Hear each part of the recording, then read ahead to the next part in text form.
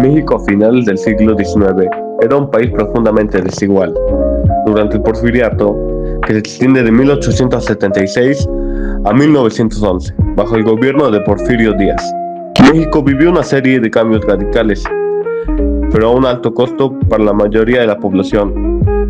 Aunque la modernización y el progreso fueron palpables, el costo fue una enorme concentración de poder y riqueza en manos de unos pocos, mientras que la gran mayoría de los mexicanos vivía en condiciones de pobreza extrema. Porfirio Díaz llegó al poder tras una serie de revueltas y golpes de Estado. Y una vez en el poder, se dedicó a consolidar una dictadura que duró más de 3 décadas. Durante su gobierno, Díaz promovió la modernización del país, la construcción de infraestructura y la atracción de inversión extranjera, especialmente de Estados Unidos y Europa. Pero mientras las grandes ciudades crecían, el campo y las comunidades indígenas sufrían. La industria se expandió, pero la mayoría de los campesinos seguían viviendo en condiciones precarias, trabajando en la tierra sin propiedad, en muchas ocasiones en un sistema de semi-esclavitud, conocido como la hacendocracia. Miles de campesinos fueron despojados de sus tierras a favor de grandes terratenientes y compañías extranjeras. Este despojo no solo afectó a los indígenas, sino también a los pequeños propietarios de tierras que se vieron forzados a trabajar en las grandes haciendas por miserables salarios. En el sur del país, las comunidades campesinas se vieron particularmente afectadas y el descontento creció rápidamente. Además, la política del porfiriato favoreció principalmente a los grandes capitalistas y empresarios, quienes obtuvieron enormes ganancias gracias a la explotación laboral y la extracción de recursos naturales sin beneficio a la población local. Los obreros de las fábricas y las minas vivían en condiciones extremadamente duras, sin derechos laborales ni acceso a educación o servicios básicos. En las ciudades, las desigualdades sociales se volvían cada vez más evidentes. Una clase rica cada vez más adinerada y una clase obrera empobrecida, sin esperanza de mejora. A esta situación de injusticia social se sumaba la falta de democracia durante años. Las elecciones fueron manipuladas y el poder estaba concentrado en manos de Díaz y sus allegados. La oposición política era reprimida y los derechos civiles y políticos de los mexicanos eran constantemente violados. Esto generó un malestar creciente en diversos sectores de la sociedad. El descontento en las clases populares, en especial entre los campesinos y obreros, comenzó a gestarse desde finales del siglo XIX. Las promesas de modernización de Díaz no alcanzaban a todos los mexicanos, y mientras él y sus círculos cercanos vivían con lujos, la gran mayoría se veía sumida en la pobreza y la marginación. Así, el país vivió una tensión creciente. Diversos movimientos sociales y políticos se alzaron contra la dictadura de Díaz, exigiendo democracia, justicia social y una distribución más equitativa de la tierra. Fue en ese contexto de desconfianza y frustración que los líderes de la Revolución Mexicana comenzaron a alzar la voz. Se inició un conflicto que cambiaría la historia de México para siempre. En 1910, Francisco I. Madero fue una figura importante, ya que este desafiaba el régimen de Porfirio Díaz. Aunque sus ideas modernistas tuvieron un gran impacto económicamente, también causaron un descontento en la sociedad, ya que surgió unas desigualdades sociales, el cual generó un descontento en la población, lo cual Francisco I. Madero criticaba abiertamente. En 1910 publicó un libro de la Asociación Presidencial, el cual planteaba la idea de que México necesitaba elecciones libres y un cambio de política, lo cual generó un cambio de esperanza hacia Madero. Durante este mismo año, Porfirio Díaz tuvo unas elecciones, las cuales fueron fraudulentas. Tras este suceso, Francisco I. Madero publicó el Plan de San Luis Potosí desde Texas, el cual declaraba nulas estas elecciones por ser fraudulentas e invitaba al pueblo a levantarse en armas en contra de Porfirio Díaz en 1910, el 20 de noviembre, lo cual tuvo un gran eco, ya que él prometía un gran cambio en el país, un cambio en la democracia, un cambio en la política y también recuperar las tierras que el gobierno les haya quitado. Esto llamó a campesinos, obreros y líderes locales, los cuales están interesados en un cambio realmente en el país. Durante esta época se levantaron en armas y el 20 de noviembre de 1910, el 20 de noviembre se levantaron en armas en contra de Porfirio Díaz. Esta batalla inició ese mismo día. El 20 de noviembre de 1910 se levantaron en armas en contra de Porfirio Díaz, el cual duró meses la batalla, iniciando la Revolución Mexicana, el cual haría un cambio en el país. Después de esto, en 1911 Porfirio Díaz renunció al cargo y Madero tomó la presidencia, prometiendo una verdadera democracia, un cambio en el país y devolver todo lo que habían quitado. Pero tras un tiempo desafió diferentes dificultades, como el devolver las tierras, lo cual quedaron insatisfechos algunos. Hey, hola. Hoy les quiero hablar sobre un evento que marcó la historia de México, la Revolución Mexicana. Fue un conflicto en el que cambió el rumbo del país y en el que destacaron grandes figuras, entre ellas Emiliano Zapata, líder de la lucha campesina en el sur. La Revolución Mexicana comenzó en 1910 tras más de 30 años de dictadura de Porfirio Díaz. Durante su gobierno, México experimentó avances en infraestructura y economía, pero estos solo beneficiaban a la élite. Mientras tanto, la mayoría de los campesinos y obreros vivían en pobreza extrema, sin acceso a tierras ni derechos laborales. Ahora, uno de los mayores problemas era la concentración de tierras. La mayoría de las tierras productivas estaban en manos de unos pocos hacendados, mientras que los campesinos trabajaban en condiciones de explotación. Fue en este contexto donde Emiliano Zapata, un campesino de Morelos, decidió luchar por la justicia agraria. Zapata encabezó el Ejército Liberador del Sur, un movimiento revolucionario que exigía la devolución de las tierras quienes las trabajaban. Su lema, tierra y libertad, reflejaba a su principal demanda, una verdadera reforma agraria. En 1911, tras la caída de Porfirio Díaz, Francisco I. Madero asumió la presidencia con la promesa de reformas, pero no cumplió con la redistribución de tierras. Como respuesta, Zapata promulgó el Plan de Ayala, un documento donde desconocía a Madero y exigía que las tierras fueran devueltas a los campesinos. Además, promovía que cualquier gobernante que no cumpliera con esta reforma debía ser destituido. La Revolución Mexicana no tuvo un solo frente, sino que estuvo dividida en varias fracciones. Mientras que Zapata luchaba en el sur, en el norte del país se encontraba Francisco Villa, otro gran líder revolucionario. Ambos compartían la lucha de los derechos del pueblo, pero tenían estrategias diferentes. Tras la muerte de Madero en 1913, el país cayó en un periodo de inestabilidad.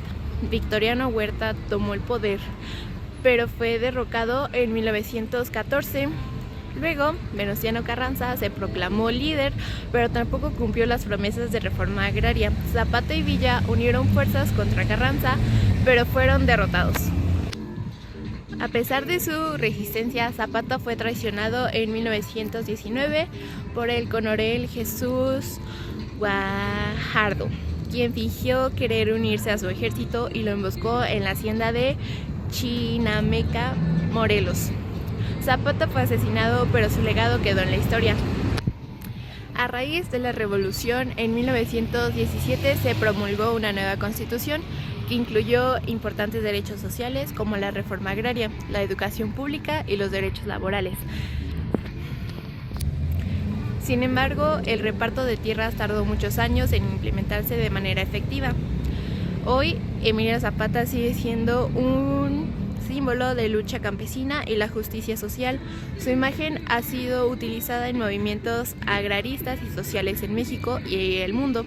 Su legado nos recuerda que la verdadera revolución no solo es un cambio de gobierno, sino una transformación que garantice igualdad, derechos y oportunidades para todos. Muchas gracias. Adiós. Pancho Villa fue una de las figuras más emblemáticas durante la Revolución Mexicana.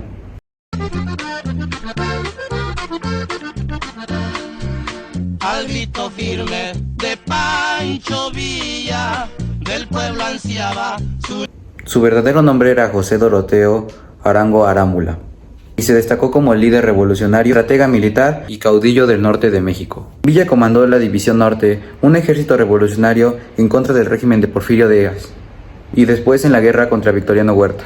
Bajo su liderazgo, la División Norte logró victorias importantes, como la de Zacatecas, Ciudad Juárez y Torreón. Junto a Emiliano Zapata, luchó por la reforma agraria, que beneficiaría a campesinos y a desposeídos. Sin embargo, Villa tuvo sus diferencias con Venustiano Carranza, uno de los líderes constitucionalistas. Que el otro no. El otro trae un pensamiento, necesidad muy grande.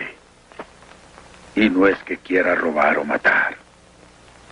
Es que tiene que abusar. Tras la derrota de Huerta surgieron conflictos entre los líderes revolucionarios. Villa apoyó a Zapata en contra de Carranza, lo que lo llevó a una guerra civil entre facciones revolucionarias. El 9 de marzo de 1916, Pancho Villa atacó a Columbus, un estado de Nuevo México, matando a civiles y a militares estadounidenses. El presidente de Estados Unidos, Woodrow Wilson, ordenó la expedición punitiva, liderada por el general John Pershing, para capturar a Pancho Villa. A pesar de que las tropas estadounidenses estuvieron 11 meses, no pudieron capturar a Pancho Villa.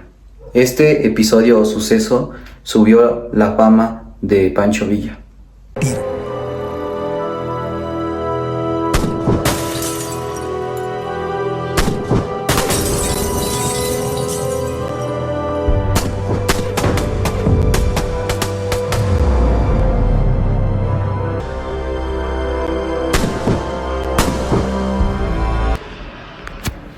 Algunos de los datos curiosos de Pancho Villa es que era una persona analfabeta, aparte de que detestaba el alcohol, su debilidad eran las mujeres, su interés era absoluta en la clase trabajadora. Él fue el primer invasor de los Estados Unidos, conquistó Hollywood y compartió la silla presidencial con Emiliano Zapata. La memoria oral y las pruebas documentales no concuerdan en su interpretación sobre aquellas prácticas delictivas.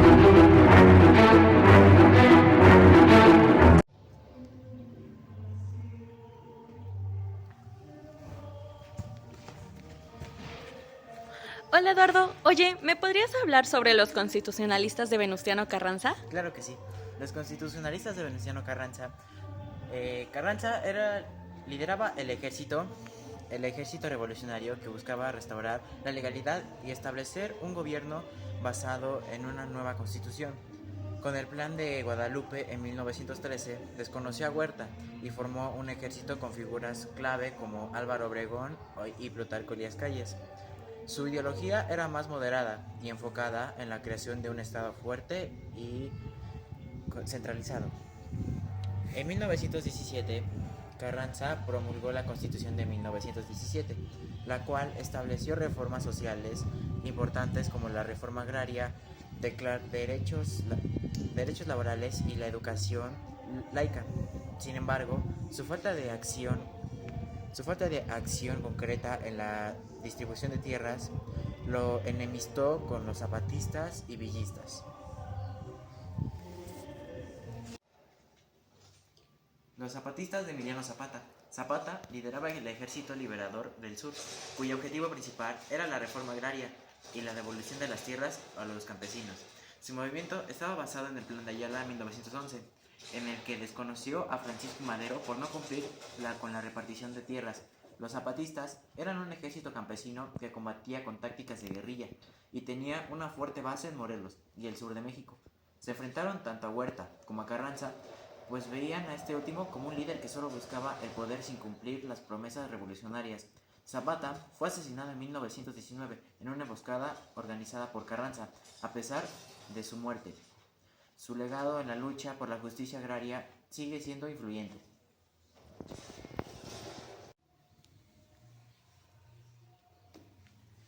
Los villistas de Pancho Villa. Villa comandaba la División del Norte, una de las fuerzas militares más poderosas de la Revolución.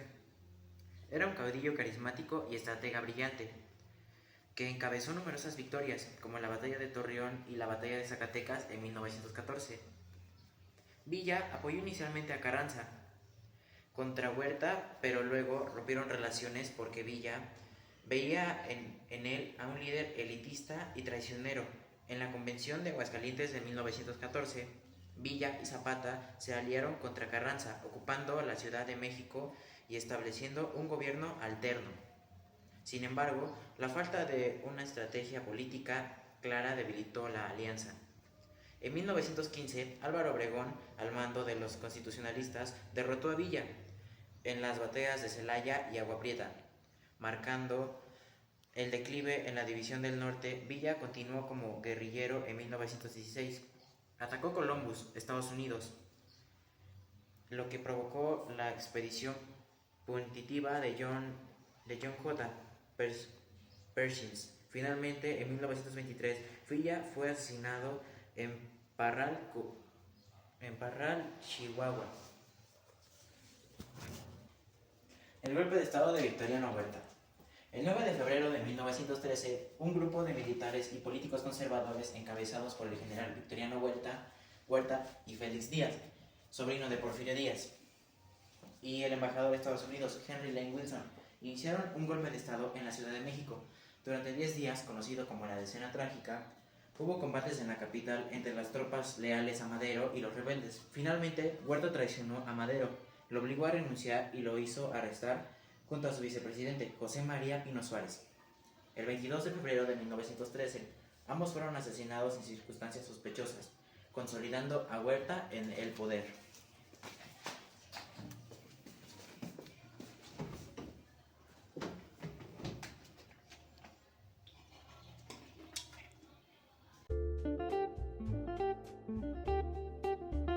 Hola, yo les vengo a hablar sobre la Constitución de 1917.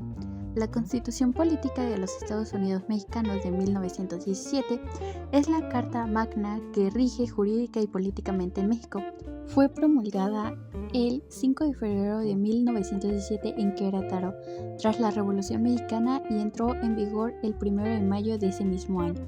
Uno de los antecedentes es que la Constitución de 1917 es heredera de todas las ideas liberales plasmadas en la Constitución de 1857, pero incorporó a las demás demandas sociales que surgieron durante la Revolución Mexicana. Venustiano Carranza, entonces presidente de México, convocó un Congreso Constituyente para reformar la Constitución vigente y adaptar a las nuevas realidades del país. Uno de los contenidos de la Constitución de 1917 es que es considerada uno de los más avanzadas de su época, ya que incorporó derechos sociales y laborales que no existían en otras constituciones del mundo. Algunos de sus principales aportes son: derechos sociales. Se reconoció el derecho a la educación, a la salud, a la vivienda y al trabajo. Derechos laborales. Se estableció la jornada laboral máxima de 8 horas, el derecho a la huelga y la sindicalización. También están las reformas agrarias. Contexto: durante el Porfiriato, la concentración de la tierra en manos de unos pocos latifundistas había generado una gran desigualdad social y provocando el descontento de los campesinos. El objetivo era: la reforma agraria buscaba redistribuir la tierra entre los campesinos que no la tenían o tenían muy poca. Uno de sus mecanismos era que se estableció la posibilidad de expropiar tierras a los latifundistas para entregarles a los campesinos, ya sea de forma individual o de colectiva. El impacto que tuvo fue que la reforma agraria tuvo un impacto significativo en la estructura de la propiedad de la tierra en México, aunque su implementación fue un proceso largo y complejo que se extendió durante décadas. Reformas laborales. Contexto. Antes de la Constitución de 1917, trabajadores en México no contaban con derechos laborales que los protegieran de la explotación. El objetivo, la reforma laboral, buscaba mejorar condiciones de trabajo y proteger los derechos de los trabajadores. Volviendo a los principales aportes, también es la nacionalización de los recursos naturales. Se estableció que los recursos naturales del subsuelo son propiedad de la nación. Importancia sobre la Constitución. La Constitución de 1917 sentó las bases para la construcción del México moderno. Gracias a ella se logró una mejor justicia social y se fortaleció el papel del Estado en la economía.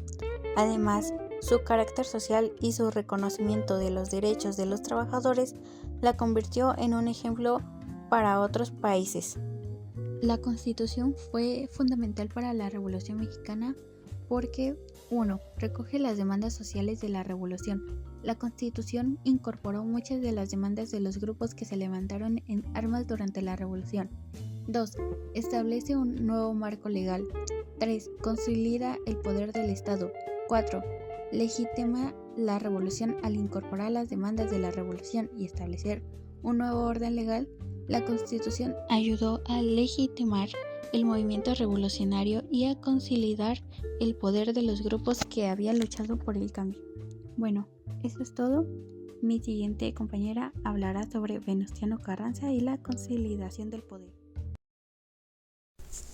Hola, acompáñame una noche conmigo mientras te hablo sobre Venustiano Carranza y la consolidación del poder durante la Revolución Mexicana. Para empezar, ¿quién era Venustiano Carranza?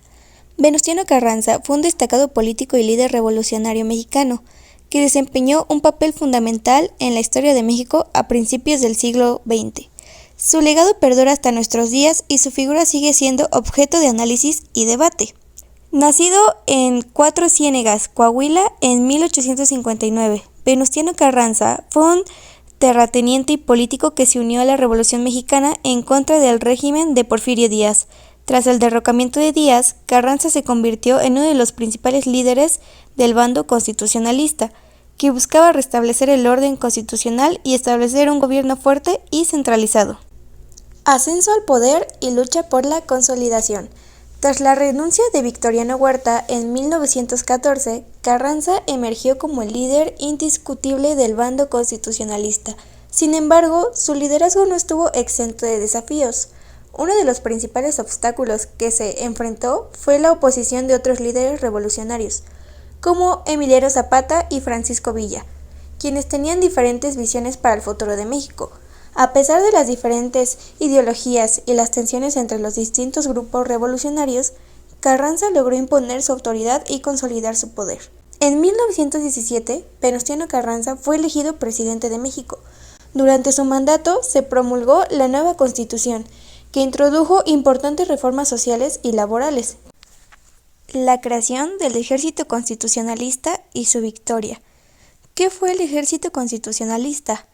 Surgió como una fuerza armada organizada con el objetivo de derrocar al gobierno de Victoriano Huerta y restaurar el orden constitucional en México. Carranza, en su Plan de Guadalupe, convocó a los mexicanos a unirse a esta causa y defender los principios de la revolución. La lucha contra Huerta, Villa y Zapata. La lucha del ejército constitucionalista fue compleja y multifacética. Enfrentaron a diferentes enemigos, entre ellos Victoriano Huerta. El gobierno de Huerta era visto como ilegítimo y autoritario. Los constitucionalistas buscaban derrocarlo y establecer un nuevo gobierno democrático. Pancho Villa. Si bien Villa había sido un aliado en la lucha contra Huerta, sus diferencias ideológicas contra Carranza llevaron a un enfrentamiento armado. Villa y sus fuerzas buscaban una reforma agraria más radical y una distribución más equitativa de la riqueza. Emiliano Zapata. Al igual que Villa, Zapata tenía sus propias visiones sobre la revolución. Luchaba por la tierra y los derechos de los campesinos. La victoria del ejército constitucionalista. A pesar de la resistencia y sus enemigos, el ejército constitucionalista logró imponerse gracias a varios factores. La unificación de fuerzas. Carranza logró unir a diferentes grupos revolucionarios bajo una misma bandera, lo que fortaleció su ejército. Estrategia militar. Desarrolló una estrategia militar efectiva aprovechando su superioridad numérica y el apoyo de algunos sectores de la población. La creación del ejército constitucionalista fue un momento crucial en la Revolución Mexicana. No solo logró derrocar un gobierno autoritario, sino que también sentó las bases para la promulgación de la Constitución de 1917. Estableció un nuevo orden jurídico y político para México, garantizando derechos fundamentales como la libertad de expresión, la igualdad ante la ley y los derechos sociales. Además, sentó las bases para la reforma agraria y la nacionalización de los recursos naturales. En conclusión, el ejército constitucionalista, al igual que Venustiano Carranza, jugaron un papel fundamental en la Revolución Mexicana. Su victoria permitió la consolidación de un nuevo régimen político y la promulgación de su Constitución, que ha moldeado la historia de México. Impacto político y social. Fin del porfiriato. La revolución puso fin a la dictadura de Porfirio Díaz, que había gobernado a México durante más de 30 años. Esto marcó el fin de una época de autoritarismo y represión. De ahí viene lo que es el cambio social. La revolución movilizó a campesinos, obreros y otros sectores de la población que exigían justicia y participación en la vida política del país, lo cual llevó a una mayor conciencia y participación política en la sociedad mexicana. De aquí viene la nueva constitución, la constitución de 1917, producto de la revolución, la cual incorporó derechos sociales y laborales que sentaron las bases para un México más moderno. Esta constitución estableció principios fundamentales como la soberanía popular, la igualdad ante la ley y la protección de los derechos humanos. Aquí pasamos al tema de reformas y transformaciones. Una de las reformas fue la reforma agraria, la cual buscó redistribuir la tierra concentrada en pocas manos a los campesinos, ¿no?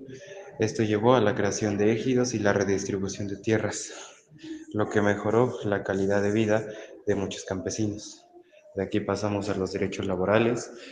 Se reconoció el derecho a la huelga, a la jornada laboral de 8 horas y a la creación de sindicatos. Lo cual mejoró las condiciones de trabajo y la protección de los derechos de los trabajadores. Acá pues, podemos pasar al Estado moderno. Se fortaleció el papel del Estado como gerente de derechos y promotor del desarrollo social. Esto llevó a la creación de instituciones y políticas públicas que mejoraron la calidad de vida de la población. Con esto podemos pasar al siguiente tema, que sería el legado cultural y simbólico. Los héroes populares fueron figuras como Emiliano Zapata y Pancho Villa, se convirtieron en héroes populares y su legado sigue vivo en la memoria colectiva. Estos líderes revolucionarios simbolizan la lucha por la justicia y la igualdad de nuestro país. De aquí podemos pasar al moralismo mexicano. El movimiento moralista plasmó las ideas de la revolución y contribuyó a la construcción de la identidad nacional. Los murales de artistas como Diego Rivera, José Clemente Orozco y David Alfaro Siqueiros son un testimonio de la riqueza cultural y artística de México. La conmemoración de esto es el 20 de noviembre. Se conmemora como una fiesta nacional y un momento para reflexionar sobre el legado de este evento histórico. Esta conmemoración es una oportunidad para recordar los ideales y los logros de la Revolución Mexicana. Con esto pasamos a la influencia que eso tuvo en la política mexicana. El PRI fue fundado en 1929, heredó el legado de la revolución y dominó la política mexicana durante gran parte del siglo XX. El PRI se convirtió en un partido hegemónico que impulsó políticas de desarrollo y modernización, lo cual llevó también a luchas sociales. A pesar del dominio del PRI, las luchas sociales de la revolución continuaron influyendo en la vida política y social de México. De aquí pasamos al legado y relevancia actual. La relevancia actual que tiene la Revolución Mexicana sigue siendo un tema bastante relevante. En la actualidad, sus ideales de justicia social, igualdad y participación política siguen siendo vigentes en la lucha por un México más justo y equitativo. El legado histórico que tiene la Revolución Mexicana es un capítulo importante en la historia de México. Su legado histórico es un testimonio de la lucha del pueblo mexicano por sus derechos y libertades.